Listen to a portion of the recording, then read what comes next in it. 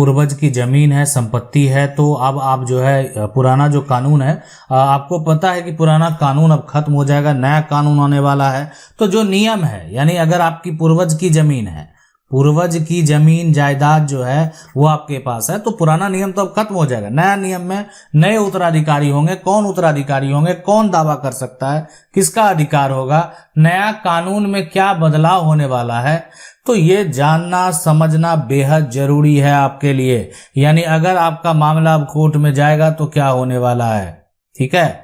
अब ये जो लागू होने वाला यूनिफॉर्म सिविल कोड, पूरा नाम जो है वो है समान, यानी समान नागरिक संहिता। अब ये जो है यहाँ पर अगर लागू होता है तो बहुत सारे बदलाव आपको देखने को मिलेंगे। अब वो बदलाव क्या क्या होंगे, वो बदलाव से क्या प्रभाव पड़ने के ऊपर, ये भी देखना समझना बेहद जरूरी है। आप सबसे पहले सही तरीके से कानून को समझेंगे, उसके बाद जो है आप एक तरह से एनालिसिस करेंगे कि आखिर ये अगर लागू होता है तो क्या क्या बदलाव होंगे उसके ऊपर। जो व्यक्ति है जिस पर लागू होगा उसमें क्या क्या बदलाव देखने को मिलेगा। अभी वर्तमान की सिचुएशन बात करें, क्या देश में समान नागरिक संहिता यानी यूनिफॉर्म सिविल कोड लागू है? तो अगर देखें देश में बहुत ऐसे मामले हैं जिसमें लागू हैं। देखें जो अभी वर्तमान में अगर कानून की बात करें तो कानून जो है वो उसको दो तरीके से जो है एक तरह से दो ये मेन है, इसके अलावा भी बहुत सारे जो डिफरेंसेस देखने को मिलेंगे, लेकिन जो मेन यहाँ पर आप देखें कि ये क्रिमिनल जो है अगर और दूसरा जो है वो सिविल, दोनों के अलग अलग मामले हैं। अगर कोई अपराध करता है तो उसके लिए क्रिमिनल कानून करता है तो उसके लिए क्रिमिनल कानून है। अगर किसी का जो पारिवारिक विवाद है ना, उसके लिए अगर जमीन का विवाद है, संपत्ति का विवाद है, संपत्ति बंटवारे का विवाद है, तलाक का विवाद है, तो इस सभी के लिए सिविल के मामले हैं। लेकिन अगर कोई अपराध करेगा, हत्या करेगा, लूट करेगा, मारपीट करेगा, तो उसके लिए क्रिमिनल जो है वो कानून अभी देश में मौजूद है। लेकिन समान नागरिक संहिता अगर बात करें तो इस कौन से मामले में लागू हैं?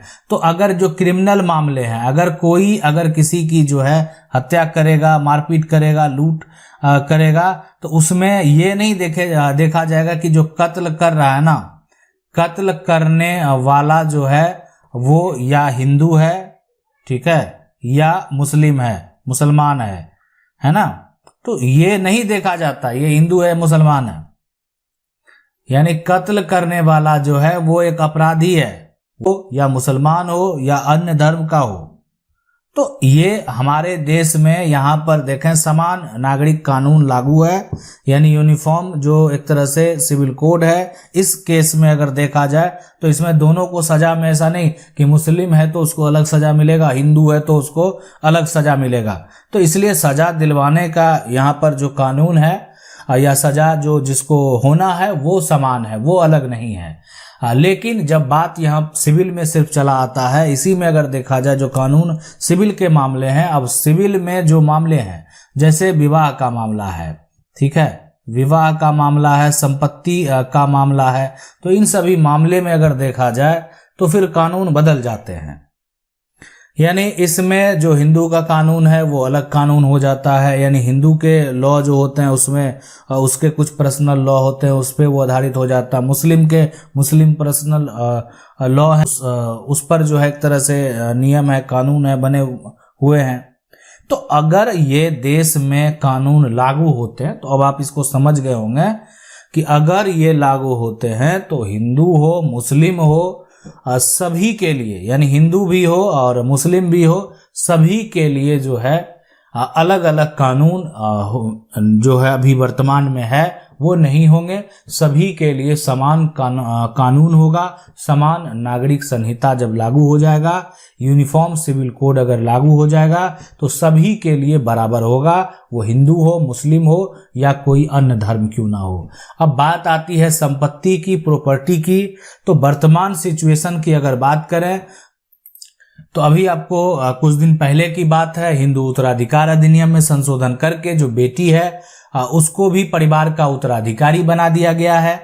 तो ये हिंदू के कानून। लेकिन जब मुस्लिम की बात आती, मुस्लिम में भी जो है प्रॉपर्टी बेटी को देने का मुस्लिम पर्सनल लॉ में जो है ये एक तरह से वर्णन किया गया है। लेकिन वो बेटे के अपेक्षा जो है आधा प्रॉपर्टी मिलेगा और बेटे को जो है वो डबल प्रॉपर्टी मिलेगा। और ऐसा कहा गया है, उसके बारे में तर्क दिया गया है कि बेटे के ऊपर जो होती है बहुत बड़ी जिम्मेवारी होती है, इसीलिए इस प्रकार से जो किया गया है। लेकिन जो समझने वाली बात है कि अभी जो हिंदू में नियम है, कानून है, वो ये है कि बेटा हो बेटी हो सभी का प्रॉपर्टी में जो हक होगा वो समान हक होगा।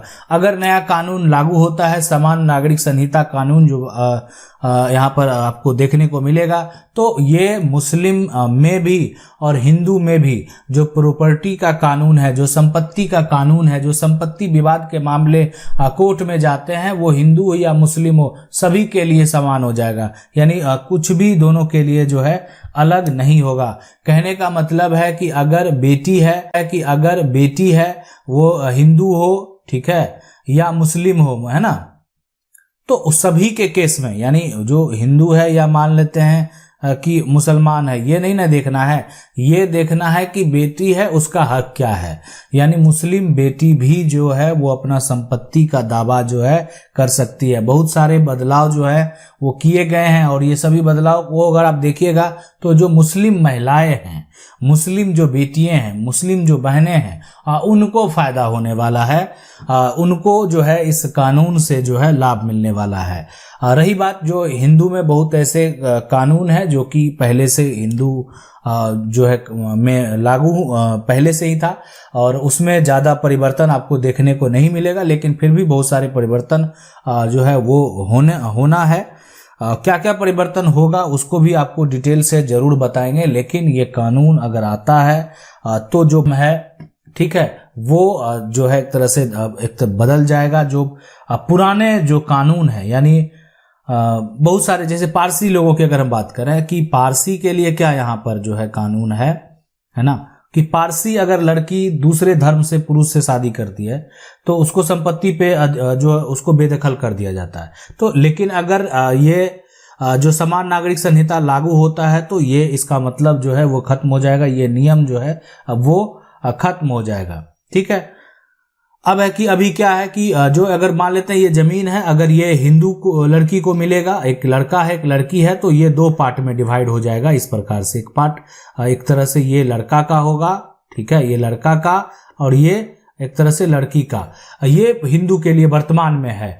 लेकिन अगर इसी को अगर देखा जाए कि अगर ये मुस्लिम में डिवाइड करना होता तो ये इस प्रकार होता कि ये जो पूरा एक तरह से जमीन है, ठीक है, तो इसमें एक तरह से ये और इसका आधा, तो ये पार्ट ही सिर्फ लड़की को जो है एक तरह से प्राप्त होता।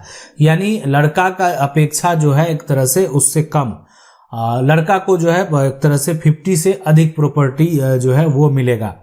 तो अभी पहले का ये नियम है जो, लेकिन अभी अब वर्तमान में क्या होने वाला है कि अब हिंदू हो या मुस्लिम हो सभी को यहाँ पर जो है वो समान, अगर यूसीसी आता है तो सभी को जो है वो समान अधिकार मिलेगा। हम संपत्ति की बात कर रहे हैं, और भी बहुत सारे अधिकार हैं जो कि मिलने वाले हैं। जो मुस्लिम महिलाएं हैं उनको कहीं ना कहीं बहुत ज्यादा फायदा होने वाला है। यानी साफ साफ अगर एक शब्दों में कहा जाए तो मुस्लिम जो है हो, हिंदू हो या कोई अन्य धर्म हो, यूसीसी अगर कानून आता है, यूसीसी कानून अगर लागू होता है तो सभी धर्मों में जो उत्तराधिकार के नियम है, उत्तराधिकार के जो कानून वर्तमान में है, वो सभी धर्मों में एक जैसा हो जाएगा। और इससे पहले आज की बात नहीं है, आज ठीक है इस पर निर्णय लेने की बात चल रही है, लेकिन ये आज की बात नहीं है। पहले भी सुप्रीम कोर्ट के द्वारा बहुत बार ऐसा कहा गया है कि कम से कम इस तरह के मामले में एक जैसा नियम कानून होना चाहिए। बहुत सारे पहले के जजमेंट भी आपको हम बताएंगे कि आखिर सुप्रीम कोर्ट में अगर इस तरह का मामला गया तो क्या फैसला दिया गया था और किस तरह कानून को बदल दिया गया था। देश के कानून को जो है सुप्रीम कोर्ट के फैसले के बाद बदल दिया गया था, तो वो भी आपको जानना बेहद जरूरी है। ठीक है। और आज ये जो अगर कानून लागू होता है, देखिए सभी का तर्क, आप अपना तर्क दे सकते हैं, ये सरकार का निर्णय है और सरकार का निर्णय है, सरकार के द्वारा जो निर्णय लिए जाते हैं सोच समझ कर लिए जाते हैं, लोगों के फायदे के लिए लिए जाते हैं। तो देखा जाए जो भी है निर्णय, लोग उसको एक्सेप्ट भी करते हैं, लोग उसका विरोध भी करते हैं, डिपेंड करता है कि निर्णय आता है, क्या बदलाव होते हैं, तो वो भी हम आपको डिटेल से जरूर बताएंगे। आशा करते हैं वीडियो अच्छा लगा होगा। वीडियो को लाइक जरूर कर दें, चैनल को पहली बार देख रहे हैं सब्सक्राइब करके जो बेल आइकन है उसको जरूर दबा लें। मिलते हैं अगले वीडियो में, तब तक के लिए जय हिंद।